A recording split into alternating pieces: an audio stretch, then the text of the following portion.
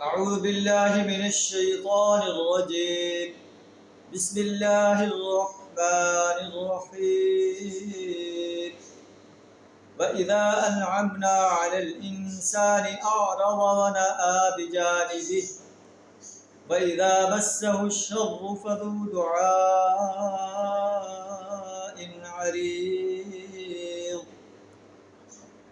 قل أرأيتم إن كان من عند الله ثم كفرتم به من أضل ممن هو في شقاق بعيد.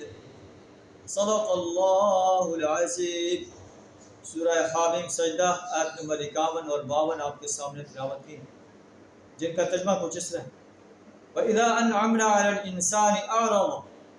جب ہم انسان پر جو ہے اپنی نعمتیں انہیں عطا فرماتے ہیں، اعرضا، وہ اللہ کے احکامات سے اعراض کر دیتا ہے، اور وَنَأَى بِجَانِبِهِ، اکڑنے لگتا ہے، تکبر کرنے لگتا ہے.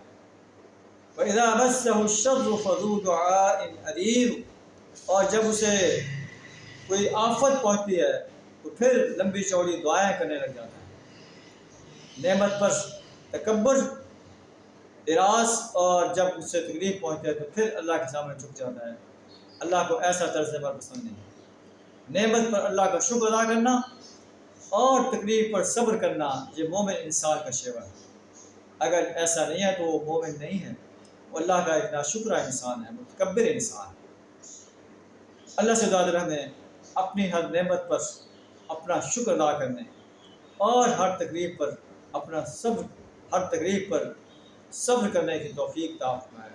وآخر دعوانا الحمد للہ رب العالمین.